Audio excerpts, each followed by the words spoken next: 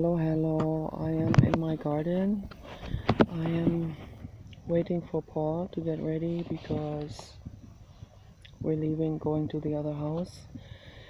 And I wanted to make two videos for this channel, one in this garden and one in the other garden. Maybe tomorrow I'll make another video at the other house, and then when we come back I will upload them to Nikki Loves Dogs.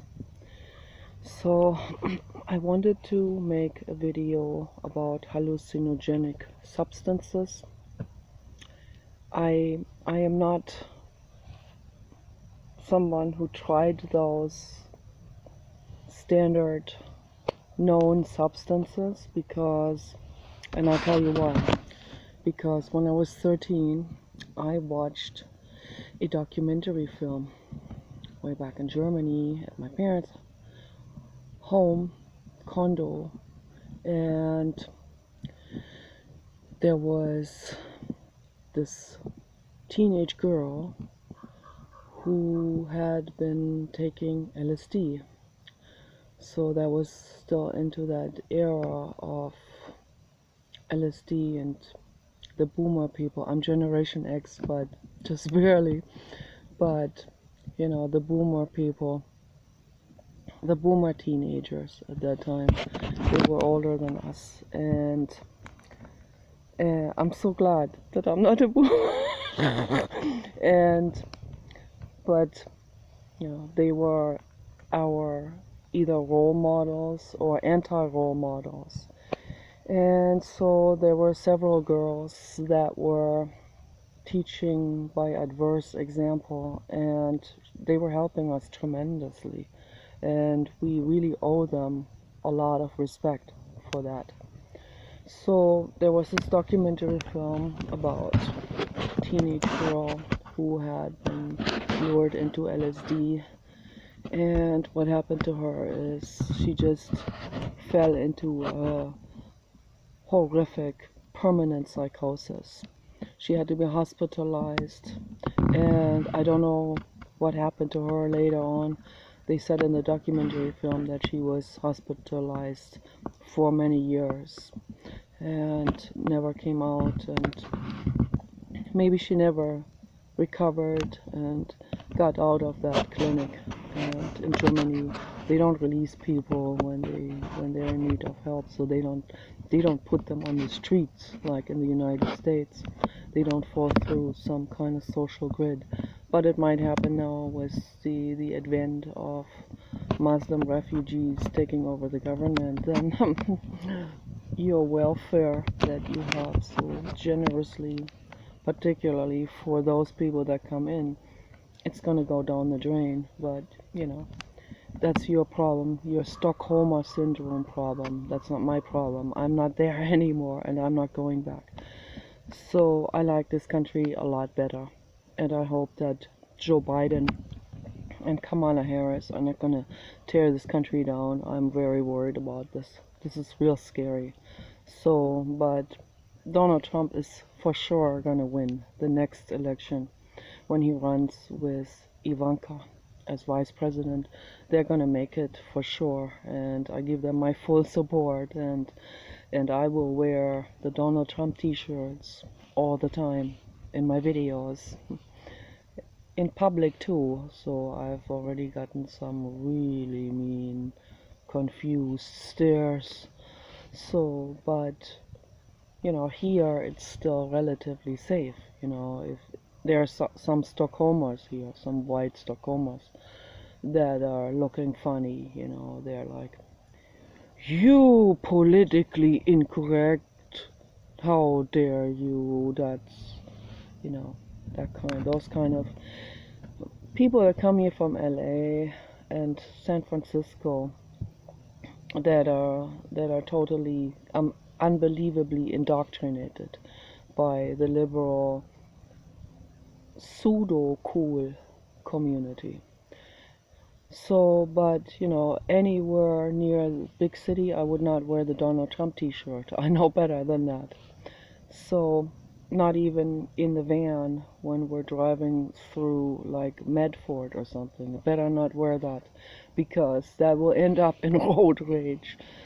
So scary, this is real scary censorship, cancel culture era that we got into, and that's not going to change with either president, of course, but it is absolutely it's a difference between white and black, and I didn't mean to use this example, this will be totally misunderstood now.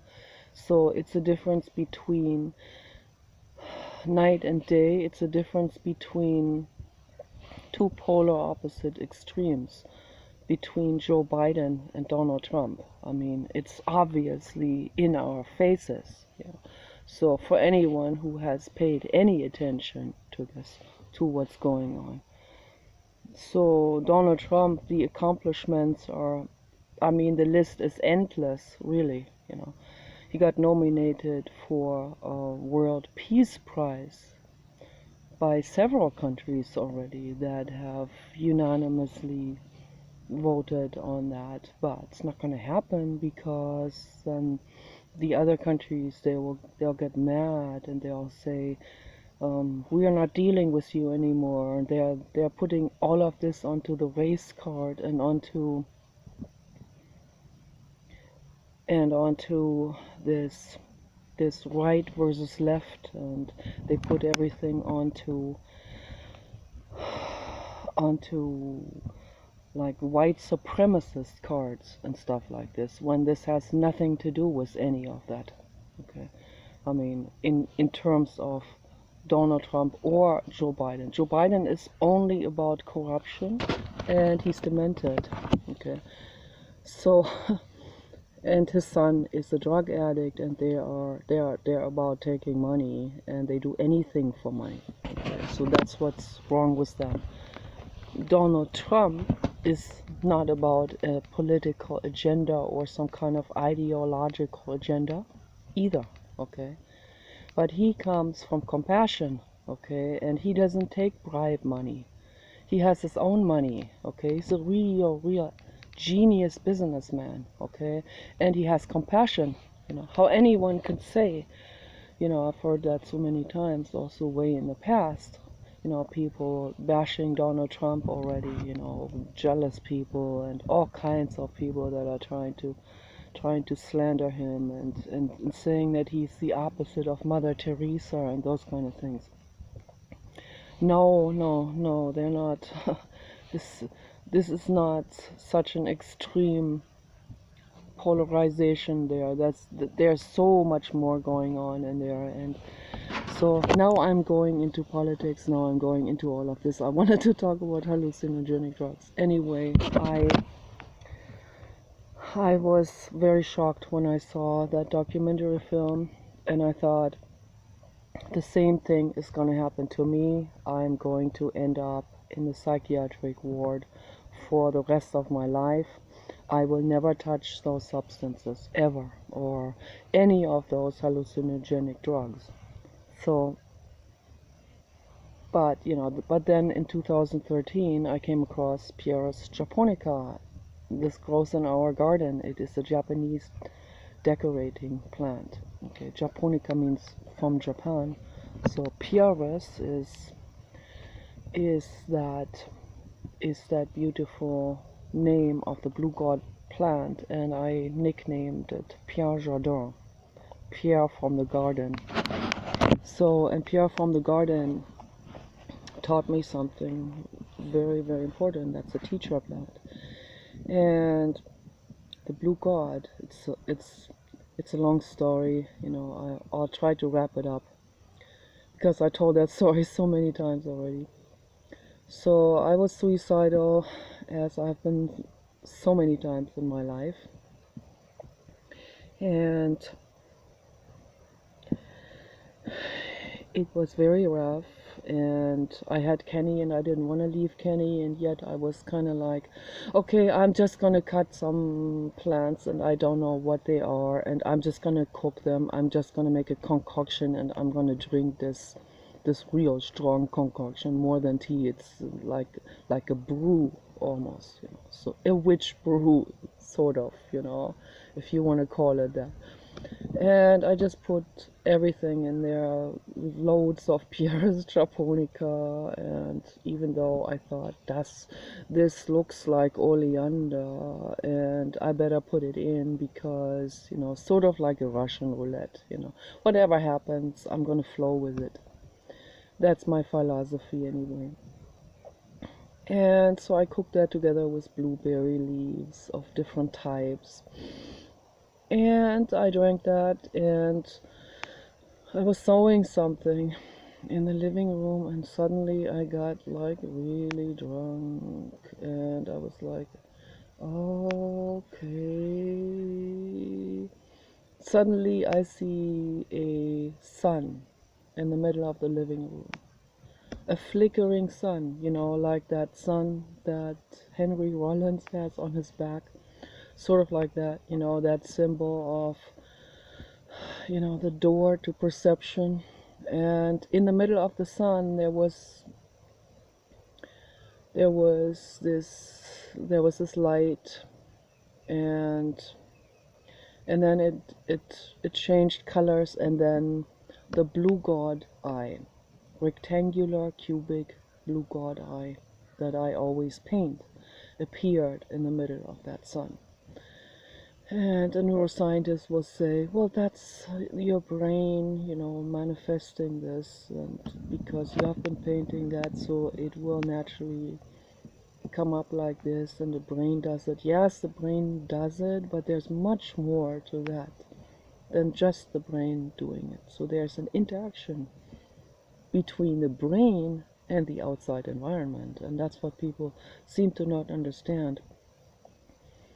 With Pieris japonica, you have to take like a whole lot, which I did, in order to get a very, very, very mild hallucinogenic effect, like the sun in the middle of the living room.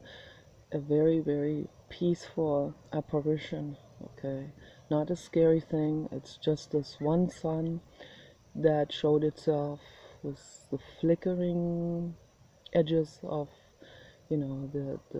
those, the way that they painted it, the way that Hildegard von Bingen painted her migraine visions, also, kind of like that, with the triangular flares that come off the outer margins of that circle, and it was moving constantly, continuously moving, flickering sunbeams moving out, and in the center a very stable blue god eye that stared right at me and didn't say anything, but there was a silent message like, well, you brought this on, and you make up your mind now what you actually want. Do you want to live, or do you want to die? You're kind of like, you're right at the verge. What do you want to do? I can show you a little bit later what's going to be like to die. So like half an hour later I experienced it, and that was a very close call. And so I got a little bit, I was like, that didn't even seem strange, the sun, because I was so drunk also. It didn't even feel strange. It was like, oh, a sun in the middle of the living room, okay. Haha, that's funny, let me go in the kitchen. I wobble in the kitchen, and there I start to get really, really weak in my knees. And I'm like, okay,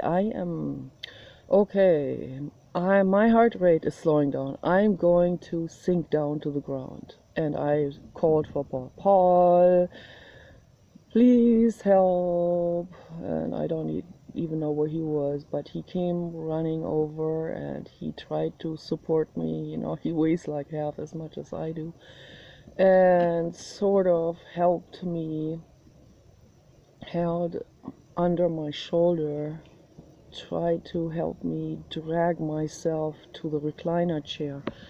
And as I was walking to the recliner chair, I thought, okay, I am plunging into my abyss now.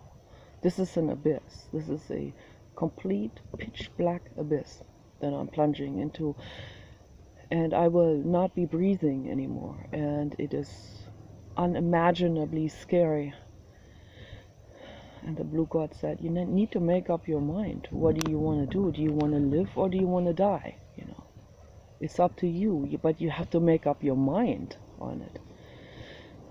So I fell into the recliner chair, and I wonder why the tablet is making that sound now.